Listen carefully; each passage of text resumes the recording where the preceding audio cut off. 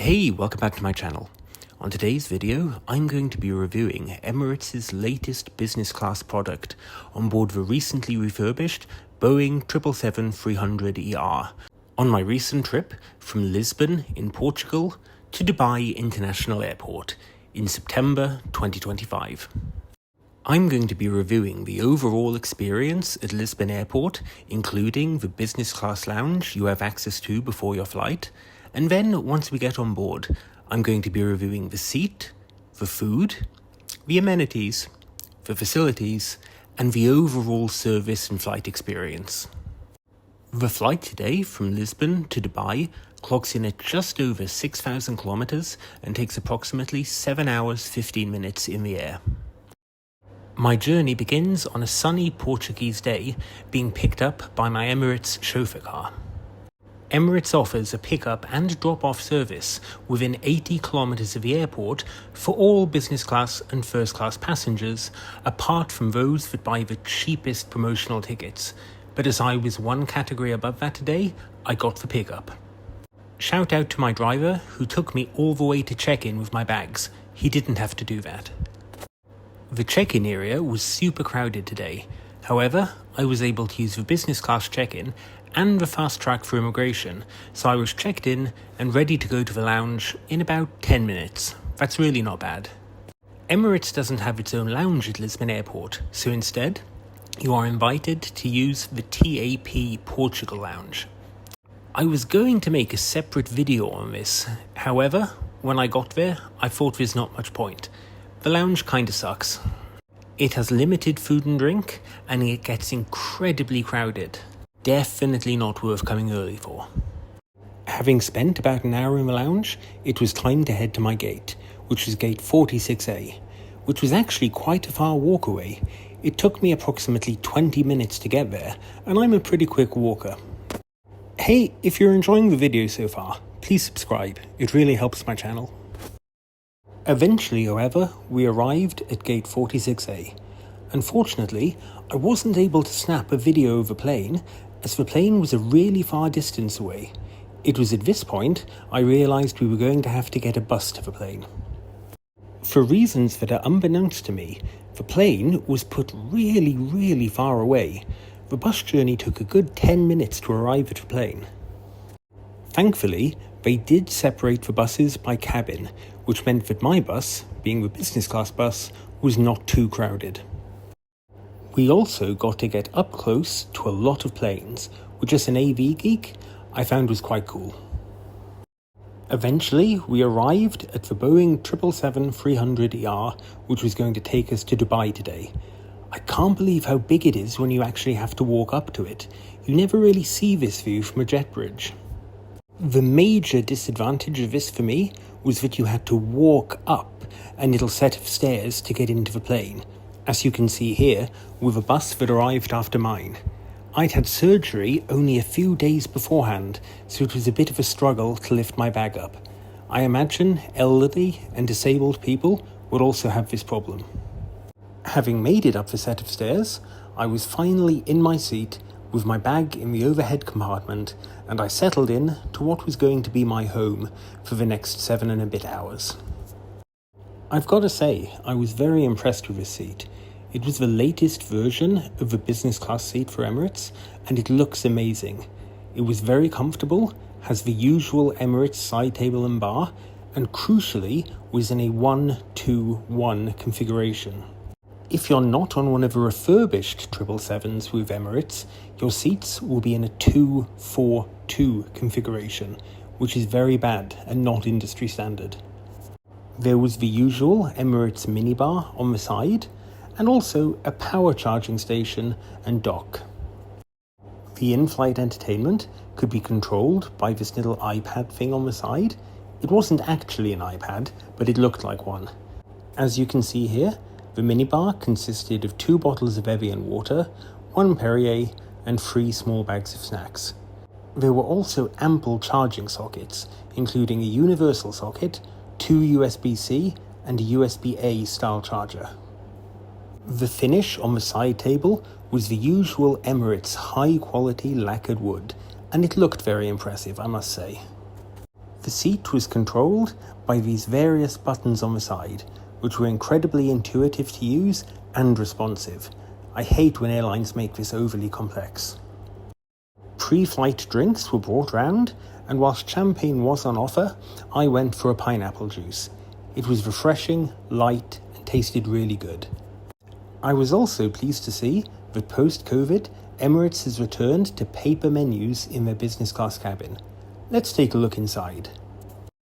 The menu is provided in a very long format, which makes it hard to show in a horizontal video, but hopefully you can read it okay. A variety of smoothies and mocktails and coffee and tea were provided. In addition, there was an extensive cocktail, beer and spirit list you could order from. Wine was on the separate menu.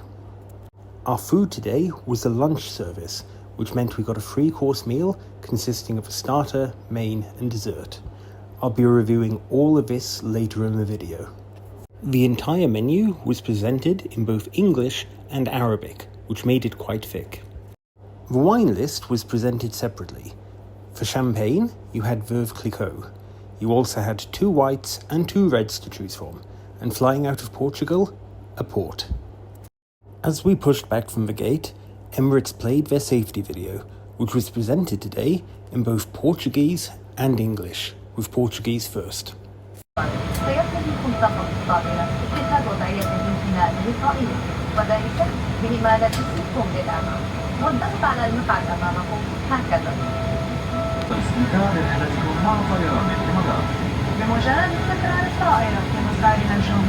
سيكون زملائي جاهزين لمساعدتكم وضمان استمتاعكم بالتجربة المميزة. Today, this is your no-nonsense safety video.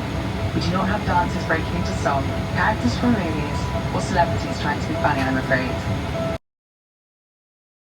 Nearest exit. Take off high-heel shoes before you use the safety signs. Any of the safety steps. Check the safety card in your seat pocket or ask us at any time. We're now going to make the final preparations for departure. So sit back, relax, and enjoy your Emirates flight. Our colleagues will be with you. We pushed back from the gate late, and the taxi was quite long, which meant we took off over half an hour after our scheduled takeoff time. We made up most of this in the air though. Eventually, we made it on the runway and were ready to take off.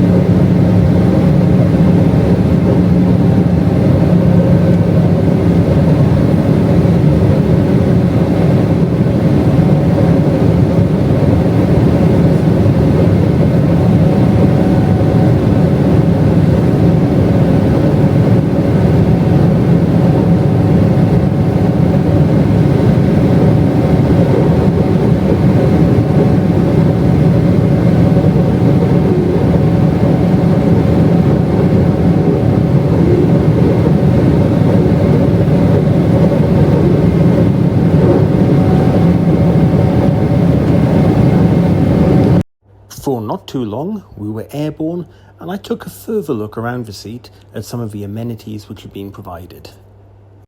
A pair of slippers were provided, although they weren't particularly big. My feet aren't huge, they're a UK size 10, and these were tight. One size only, unfortunately. Headphones were provided, which were Emirates' own brand headphones, and I've got to say, they look like some of the most tasteful headphones I've ever seen on an airline. I really like the wood trim around the end of it. They were padded, noise cancelling, and very comfortable. This is the iPad sort of thing which you can use to control the in-flight entertainment. I'll be honest, I find it a bit of a gimmick. It's not very responsive.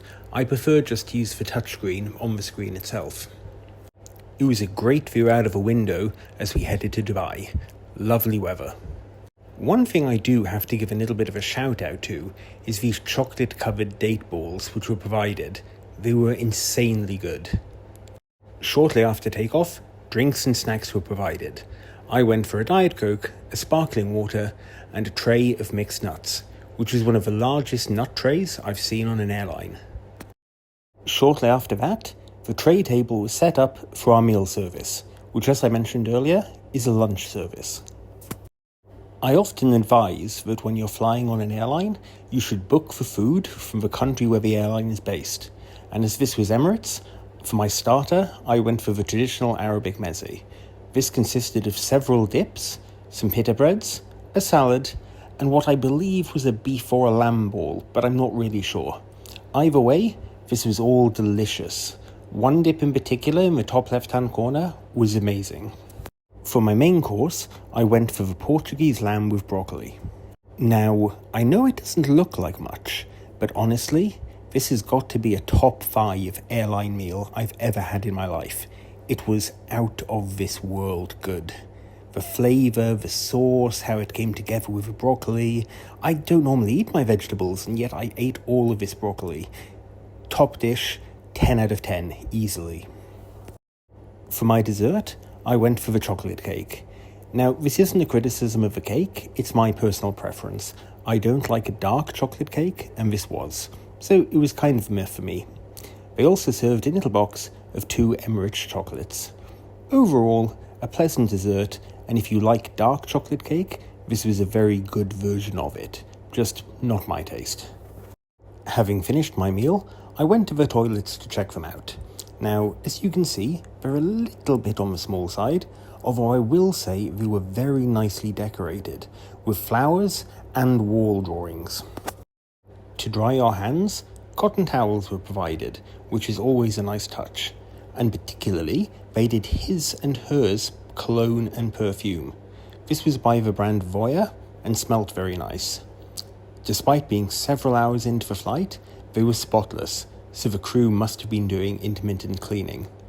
They also provided a bunch of amenities, like combs or even hand creams, which were again by the brand Voya. All in all, this was a very impressive bathroom, and they made a real effort to distinguish it from the economy ones. All there was to do now was sit back, relax, let the hours pass by, and enjoy some of the in-flight entertainment. I also ordered several more drinks and some snacks during the flight. Just small things, not anything big, because the meal was quite substantial. One touch that I really like is once the sun sets, Emirates puts on a little star display on the ceiling. This was very nice to see and really made you feel like you were sleeping under the stars, which I guess you technically were. After a few more hours and another film, Dubai's skyline came into view, and I knew we were going to land soon.